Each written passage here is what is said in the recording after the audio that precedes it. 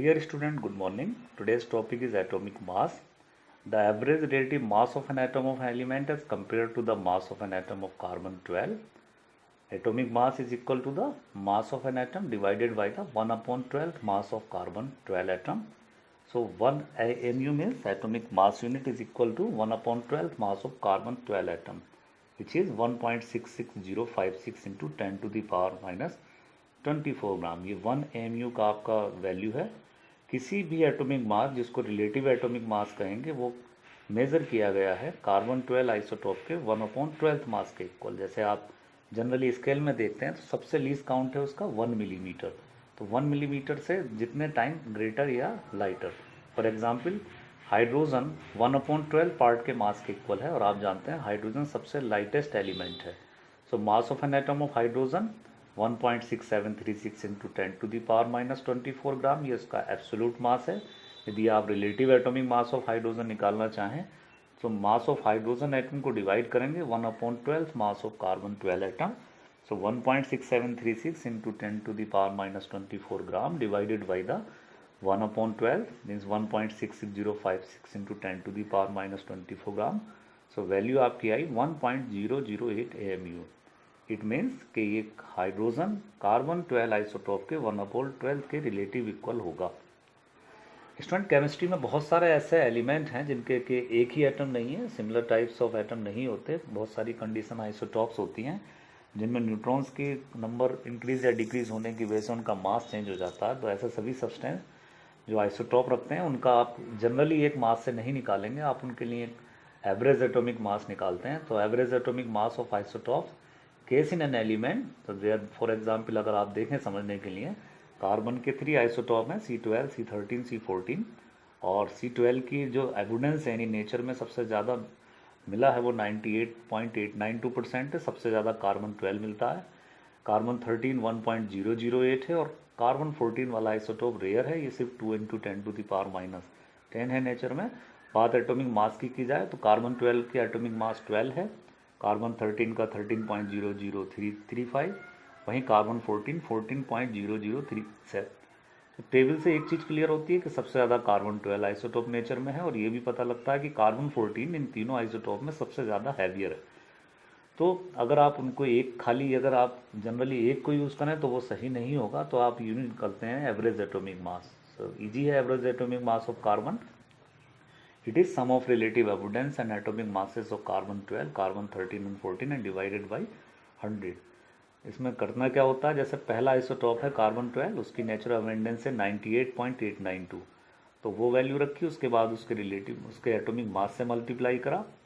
Then second isotope carbon 13 की abundance है 1.008, उसके एटॉमिक मास से मल्टीप्लाई करा. देन थर्ड आइसोटॉप जिसकी 12 into 10 to the power minus 10 है अबंडेंस, मल्टीप्लाई करा हमने उसके एटॉमिक मास से. इस तरह से जो value I average atomic mass carbon का आया वो आया 12.001. तो इस तरह से एवरेज एटॉमिक मास के द्वारा आइसोटॉप कंडीशन में हम निकालते हैं कि what are the average atomic mass of the element. Student, NCERT की एक्सरसाइज में आपकी एक प्रॉब्लम है 1.9 जो इसी पे टॉपिक पे बेस्ड है. ये है calculate the atomic mass average of chlorine using the following data. इसमें 2 आइसोटॉप्स होते हैं क्लोरीन के, Cl35, Cl37. Cl35 नेचर में 75.77% होता है, सबसे ज़्यादा. और Cl37 की वैल्यू कम है कंपैरिजन देन फर्स्ट आइसोटॉप, यह है 24.23. बात अगर मोलर मास की जाए तो Cl35 का मोलर मास है 34.9689. वहीं क्लोरीन 37 का है 36.9659. तो हम दोनों ही आइसोटॉप को इंक्लूड करेंगे average atomic mass of chlorine निकालने के लिए. Sum of relative abundance and atomic masses of Cl35 and Cl37 then divided by 100.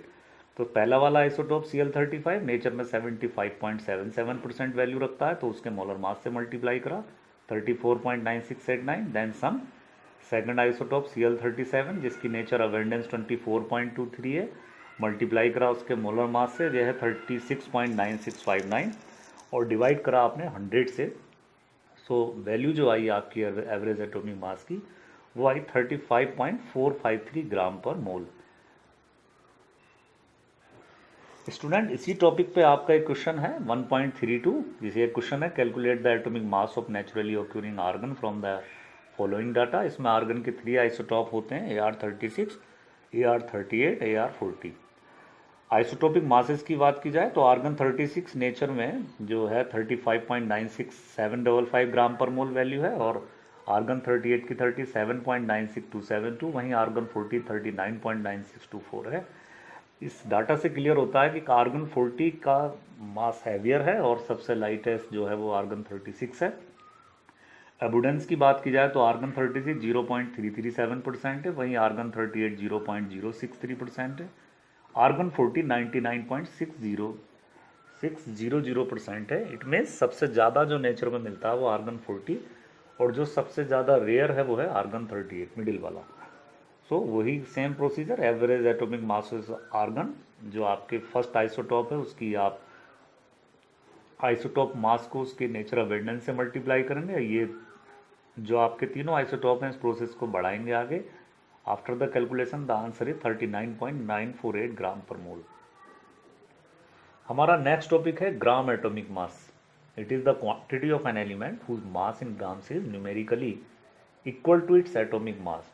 For example बात की जाए अगर atomic mass of oxygen, so it is equal to 16 AMU। वहीं ग्राम atomic मास में अगर आप कन्वर्ट करें, gram atomic mass of oxygen is equal to the unit AMU converted to gram, it is equal to 16 gram. वैसे ही बात की जाए कार्बन की तो atomic mass of carbon 12 AMU और इसकी ग्राम एटॉमिक मास की बात की जाए तो 12 gram. Similar atomic mass of sodium 23 AMU है, तो gram atomic mass of sodium 23 gram. यहाँ बात क्लियर करना चाहें, AMU means similar to the 1/12 part of carbon 12। 23 AMU sodium means है कि ये कार्बन 12 आइसोटोप के 1/12 से 23 टाइम्स हैवियर है। तो इसी पे आपके बेस्ड एक NCERT problems, it's a question 1.7। Question है how much copper can be obtain from 100 gram copper sulphate. Copper का एटॉमिक मास दिया हुआ है 63 AMU और सल्फर 32 AMU और ऑक्सीजन 16 AMU। सबसे पहले हम ऐसी कंडीशन में मोलर मास निकालेंगे। Molar mass of copper sulphate, copper का यहाँ 1 एटम है, सल्फर के यहाँ 1 एटम है, वहाँ ऑक्सीजन के 4 एटम है। So 1 multiply by 63.5 which is the mass of copper, then 1 atom multiply by 32 which is the mass of sulphur, and 4 multiply by 16 which is the mass of oxygen. So ये आया आपका 159.5 ग्राम। अब हम इसको unitary method से solve करेंगे कि 159.5 gram of copper sulphate will give copper is equal to 63.5 gram.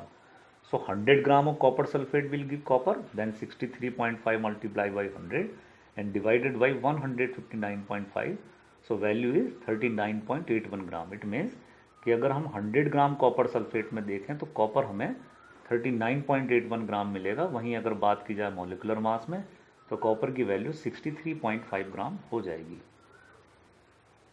Gram atomic मास की तरह ही स्टूडेंट सिमिलर है आपका मॉलिकुलर मास। ये आपका the average relative mass of its molecule as compare to the mass of an atom of carbon taken as 12। So molecular mass अगर आप निकालें, जैसे फॉर एग्जांपल सुक्रोज का है, सुक्रोज का फॉर्मूला है C12H22O11। तो यहाँ आप देखेंगे कार्बन के 12 एटम्स हैं, वहीं हाइड्रोजन के 22 हैं और ऑक्सीजन के 11 हैं। तो एज सिमिलर 12 को मल्टीप्लाई करेंगे कार्बन के आप मॉलिकुलर मास से, एटॉमिक मास से, वहीं हाइड्रोजन के आप जो मास है एटॉमिक मास उससे मल्टीप्लाई करेंगे, देन 11 जो है आपके एटम्स ऑक्सीजन के आप उसके एटॉमिक मास से मल्टीप्लाई करेंगे। तो आप कार्बन का जानते हैं 12 होता है atomic mass, 12 multiply by 12, then add करेंगे, हाइड्रोजन का 1 है तो 22 मल्टीप्लाई बाई 1, ऑक्सीजन का 16 है तो 16 मल्टीप्लाई बाई 11, क्योंकि 11 एटम्स आपके इसमें मॉलिक्यूल में अवेलेबल हैं। So after the calculation the answer is 342 gram per मोल। तो बात अगर मॉलिक्यूल की जाए तो ये बदल जाएगी, टर्म आपकी हो जाएगी मॉलिकुलर मास। बात अगर किसी एटम की जाए तो ये टर्म बदल के हो जाती है आपकी atomic mass. This is the difference in between two properties. NCERT में प्रॉब्लम है आपकी 1.1, calculate the molecular mass of the following, water, second CO2, third methane CH4। सबसे पहले बात की गई है मॉलिकुलर मास ऑफ H2O की, तो इसमें हाइड्रोजन के 2 एटम्स हैं, ऑक्सीजन का 1 एटम है। सो आप हाइड्रोजन के 2 एटम्स को मल्टीप्लाई करेंगे उसके मास से जो है 1.008, ऑक्सीजन का 16 है। After the calculation the answer is 18.016 atomic mass unit. बात की जाए molecular mass of carbon dioxide की, यहाँ कार्बन 1 एटम है, वहीं ऑक्सीजन के 2 एटम्स हैं, सो 1 multiply 12.01 which is the atomic mass of carbon and 2 multiplied by 16.00 which is the atomic mass of oxygen. So values come 44.01 AMU. Third segment molecular mass of methane, carbon के इसमें 1 atom है और hydrogen के 4, सो 1 multiply by 12.01 plus 4 multiply by 1.008 which is the atomic mass of hydrogen. So after the calculation the answer is 16.042 AMU. बात की जाए ग्राम molecular mass, a quantity of a substance whose mass in grams is numerically equal to its molecular mass. जैसे molecular mass of oxygen molecule की बात करें, so oxygen ग्राम atomic मास से double है 32, so and therefore it's gram molecular mass is 32 gram per mole. ऐसे ही molecular mass of dihydrogen is 2 and therefore it's gram molecular mass is 2 gram per mole. It means when we say about the molecular conditions, so gram molecular mass, the molecular mass change into the gram molecular mass. So student, thank you very much. Thanks for listening to us.